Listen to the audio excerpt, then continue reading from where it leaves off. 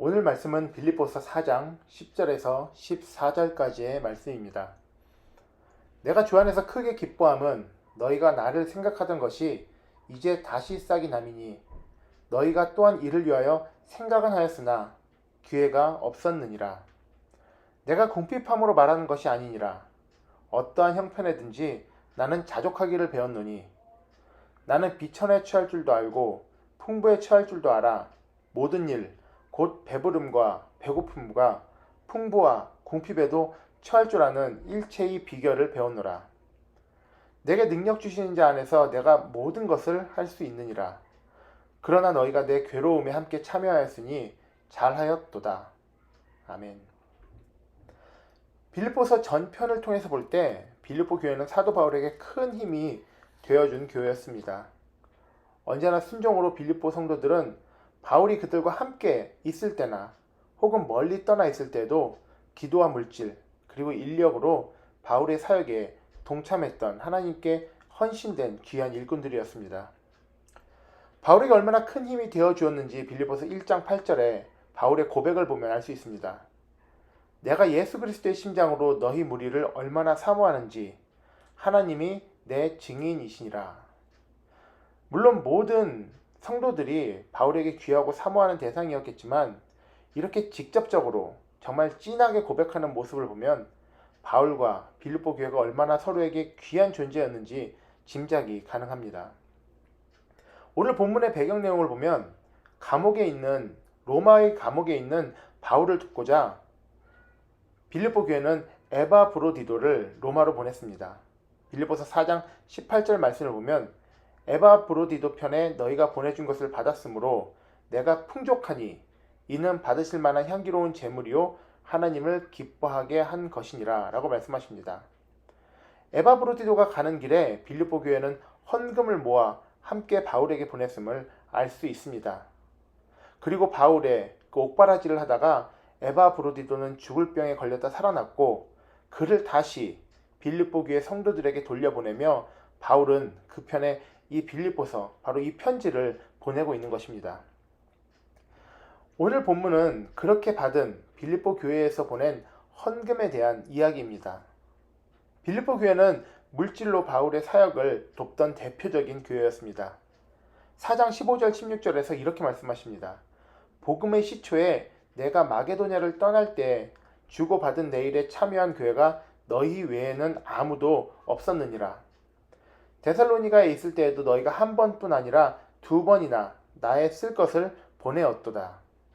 이 말씀을 보면 빌립보 교회가 바울에게 큰 도움을 주었음을 알 수 있습니다.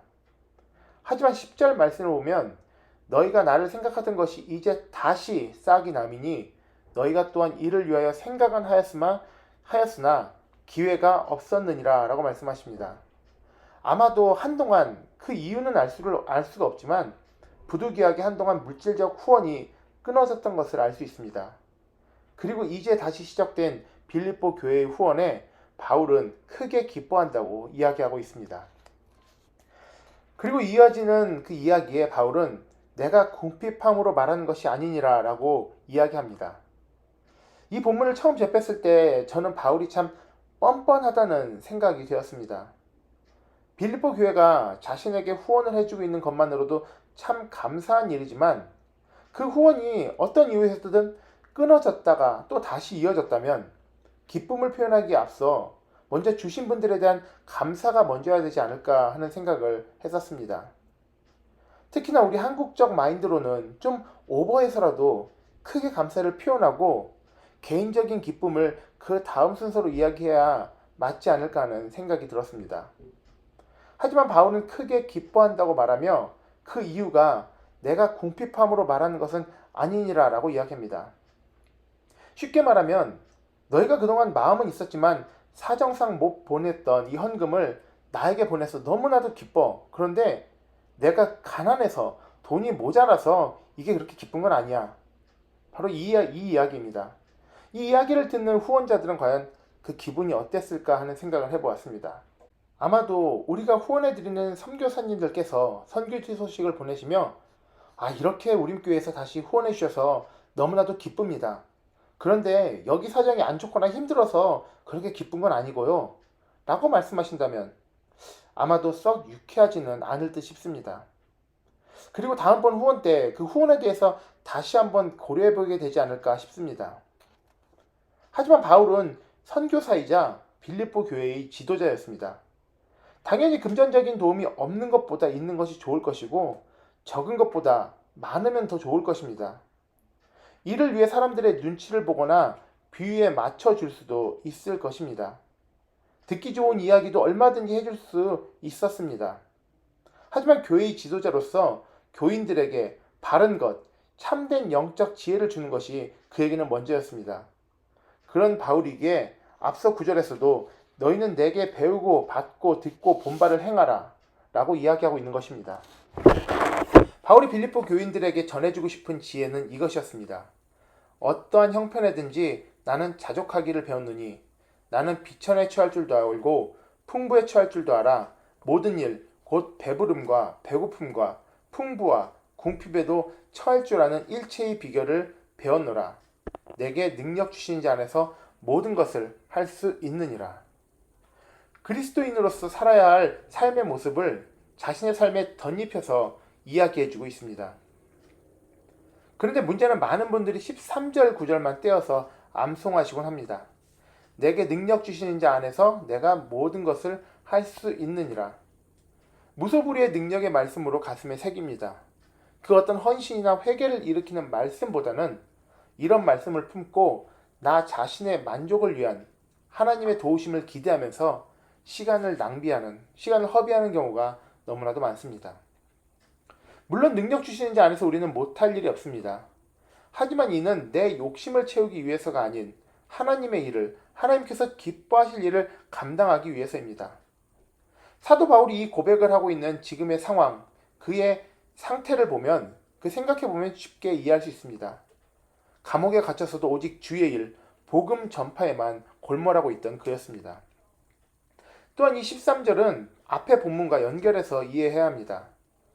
어떠한 형편에든 나는 자족하기를 배웠느니 나는 비천에 취할 줄도 알고 풍부에 취할 줄도 알아 모든 일, 곧 배부름과 배고픔과 풍부와 궁핍에도 처할 줄 아는 일체의 비결을 배웠노라. 그리고서 이어진 고백이 내게 능력 주신 자 안에서 모든 것을 할 수 있느니라 입니다. 우리는 능력을 주신다 하면 우리는 기대를 합니다. 풍부를 주실 것이고 배부름을 주실 것이라고 기대합니다. 물론 하나님께서는 우리에게 주실 수 있습니다. 그리고 또 주실 것입니다. 하지만 먼저 우리는 배부르든 배고프든 풍부하든 궁핍하든 어떠한 형편에서든지 만족할 수 있어야 합니다. 항상 기뻐하며 쉬지 말고 기도하며 범사에 감사할 수 있어야 합니다. 그때 주시는 능력은 그러한 모든 상황 속에서 좌절하지 않고 주께서 맡기신 사명을 감당하는 능력, 주님 기뻐하시는 모습으로 살아가는 능력을 이야기합니다. 없어서 못하고 있어서 할 수 있는 일들이 아닙니다. 우리의 상황과 환경 속에서 우리가 하고자 할 때 주께서는 우리가 할 수 있는 능력을 주십니다. 내가 가진 상황과 환경이 어떠하든 할 수 있는 충성을 다할 때 예수님께서는 달란트 비유를 통해서 말씀하셨습니다. 내가 작은 일에 충성하였음에 내가 많은 것으로 내게 맡기리니 내 주인의 즐거움에 참여할지어다. 우리의 충성은 또 다른 사명을 감당하기 위한 상황과 환경의 변화로 주님의 부어주신 은혜로 또한 이어질 것입니다. 이러한 가르침을 전한 바울은 그 말끝에 14절에서 이렇게 이야기합니다. 그러나 너희가 내 괴로움에 함께 참여하였으니 잘하였도다. 마치 감사하다는, 고맙다는 말보다 가르침을 먼저 전한 것이 미안한 듯이 느껴지는 듯 싶습니다. 자신의 사역, 하나님의 일에 동참한 빌립보 교회의 노고를 칭찬하고 있는 것입니다. 빌립보 교회와 그 교회 영적 지도자인 바울의 관계가 참 아름답다는 생각이 듭니다. 바울은 사람의 눈치를 보지 않고 그들에게, 바로 빌립보 교회의 성도들에게 필요한 이야기를 가감없이 전하고 있습니다. 이것이야말로 바울이 가지고 있는 교회에 대한, 그리고 각 영혼들에 대한 진정한 사랑입니다. 또한 빌립보 교회 교인들 또한 그들의 영적 지도자인 바울의 말을 오해나 왜곡 없이 주께서 전하시는 말씀으로 듣고 순종하며 주님과 더욱 가까워지는 삶을 살아갑니다. 영적 지혜를 키우고 더욱 성장해 나갑니다. 이런 교회가 진정 올바른 교회 아닐까요? 우리도 서로 눈치 안 보고 좀 뻔뻔할 수 있었으면 좋겠습니다.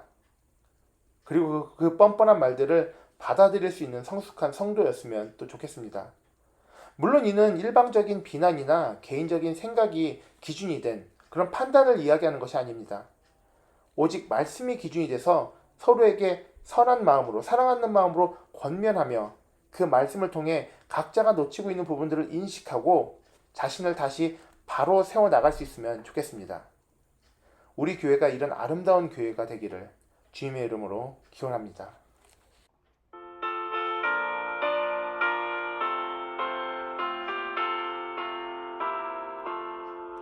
예수 따라가며 복음 순종하면 우리 행할 길 환하겠네. 주를 의지하며 순종하는 자를 주가 늘 함께 하시리라. 의지하고 순종하는 길은 예수 안에 즐겁고 복된 길이로다. 해를 당하거나 우리 고생할 때 주가 위로해 주시겠네.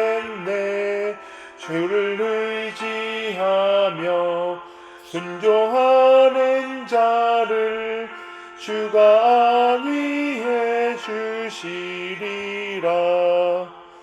의지하고 순종하는 길은 예수 안에 즐겁고 복된 길이로다. 사랑해 주님, 감사합니다. 오늘 말씀을 통해 우리가 주께 가장 먼저 구해야 할 것이 무엇인지 깨닫습니다. 우리는 언제나 우리의 궁핍이나 부족함을 채워달라고 기도해왔지만 가장 먼저 구할 것은 조건을 넘어선 순종입니다. 풍족해서 순종하고 궁핍해서 순종 못하는 것이 아닌 주께서 함께 하시기에 모든 상황에서 우리가 감당치 못할 것이 없음을 고백하며 순종하며 나아갑니다. 또한 우리 교회가 말씀으로 바로 서게 하시옵소서.